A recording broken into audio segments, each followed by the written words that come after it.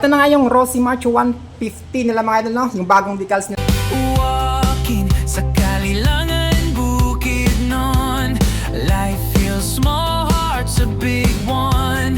Dreams and hassle, walang tigil. Junril Maris, always on the go. Dito tayo sa Rossi Kalilangan Bukidnon branch para ikutan itong si Rossi Macho 150 na pampasadang motors. Kumustahin natin itong si Rossi Macho 150. So nag-upgrade na naman sila ng decals dito, no, mga idol, sa Rossi 150 nila. So tingnan natin kung magkano yung price nito, tapos specs niya, at kung anong mga features na nilagay dito sa bagong Rossi 150. So kung malapit ka lang dito, no, sa Rossi Kalilangan Bukidnon branch at naghahanap ka ng mga motor ni Rossi na pampasadang motor, scooters man yan, available yan dito. So ikutan natin. So, bago natin ikutan ang motor na to, alamin muna natin yung specs niya. 144 displacement lang ito, no, mga idol. Naka 4-stroke, naka 2 valves, naka single cylinder, at ito ay naka carburetor type system. So pagdating naman sa gear shifting niya, umabot ito ng 5-speed manual gearbox. At ang maganda dito, no, sa 150 na to is ito ay naka push rod type na motor. So makakaasa talaga tayo pagdating sa akunan na may ibubuga talaga ang Rossi 150 na to. So pagdating naman sa power output niya, umaabot ito ng 12.73 horsepower pagdating sa pagpuproduce ng power output. At pagdating naman sa arangkada niya or sa torque niya is umaabot ito ng 10 Newton meter of torque. So malakas na rin yan, mga idol, no? Lagyan mo pa ng push rod type engine. So talagang may ibubuga talaga pagdating sa akyatan. So pagdating dito sa headlight niya, no, so, naka-bulb type pa rin siya. So ayan, naka-square type, tapos naka-bulb type. At pagdating naman dun sa ano niya, sa signal lights niya, ganun din, naka-bulb type din siya. So ito. Tapos ang maganda dito sa signal lights niya, no, ito ay naka-flexible. Kahit masagi mo or mabangga, hindi siya basta-basta mababali kasi. Tapos yung decals niya dito sa head, so nagbago na talaga, mga idol, no. Ganito na yung mukha niya pagdating dito sa 150 na to. So makikita natin yung macho na kulay dilaw. So yan yung signature color ni Rossi talaga, yung kulay dilaw na yan. Tapos dito nakakulay red sa gitna niya.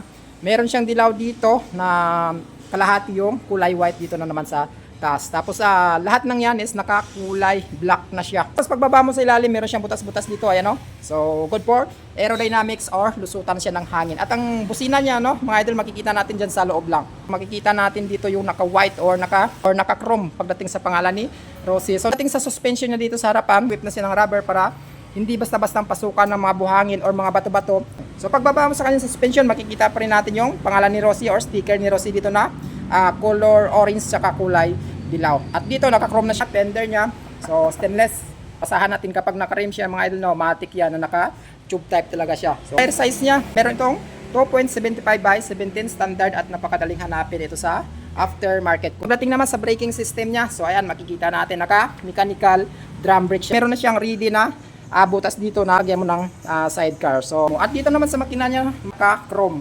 Gear shifting niya, meron itong 5-speed manual gear. Tangke niya ganito. So meron itong 12 liters tank capacity. So napakalayo na nang marating mo niya sa 12 liters na yan, mga idol, no? Napakalayo na yan. Tapos matipid ito na umabot ng 48 km per liter pagdating sa kanyang gas consumption. So matipid na yan sa 150cc na pampasadang motor, no? Ito naman yung kanyang decals dito sa kanyang tangke. So makikita natin yung pangalan ni Rossi na nakulay dilaw, kombinasyon siya ng black tsaka white. Tapos dito sa ilalim niya meron siyang gray dito. Ayan, kombinasyon siya ng kulay black. So ayan. So ganito lang yung decal sa kanyang tangke, wala nang ibang nakahalo dito. So napakalinis niya rin tingnan. At pagdating dito sa side cover niya, so meron siyang pangalan na R tsaka Macho TC150. So dito nakalagay yung kanyang baterya. So ito naman yung suspension niya, no. Meron siyang dalawang suspension dito na naka-stainless. So ayan.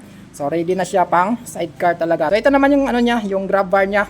Naka-stainless. Isang sakong bigas kaya kaya niyang i-handle dito sa kanyang grab bar na to. So dito naman sa likurang bahagi niya, ito yung makikita natin. Meron siyang extra na fender dito. At pagdating dito sa taillight niya, no, so naka-valve type siya tapos naka-square type siya dito. So sa ano niya, sa signal lights niya dito sa likod, so ganun din, naka-valve type siya. Tapos flexible yung pagkalagay dito. At meron na rin siyang kasamang, ayan, extra na parang plate number kapag kinuha nyo ito ng hulugan man yan or cash. Gulong niya, no, itong size na 3.00 by 710. So ganun pa rin, standard at madaling hanapin after market. At sa braking system niya naman, so makikita natin is naka mechanical drum brake din siya dito sa likod. So sa tambotson niya, so galing doon sa exhaust ng kanyang makina hanggang dito sa dulo, no, ng muffler niya is naka matte black siya. At ang goods dyan, meron siyang cover na stainless, no, mga idol, ayan, no. So cover na stainless para hindi basta-basta mapapaso yung paa mo or paa ng angkas mo kapag napadikit dito. So dito naman meron siyang apakan ng angkas, no? Naka-rubber na yan.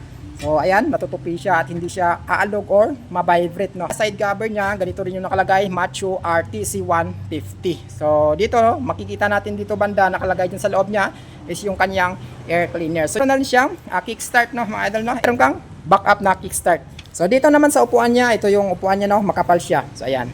So sa driver, dito naman sa angkas mo. At meron siyang hawakan dito, no, mga idol, ayan, no. So pwedeng humawak dito yung angkas mo kapag pinatakbo mo siya ng mabilis. So goods na goods ito pang long drive kasi nga makapal siya. So hindi ka basta-bastang mangangawit dito. At goods na rin ito pang long drive, mga idol, no, kasi nga ito ay ka-upright position ka. So kapag upright position yung pagdadrive mo, so hindi ka basta-bastang mangangawit talaga sa motor na to. So ito naman yung kanyang manibela. So, high beam, low beam siya. Tapos yung third signalize niya, ito left and right.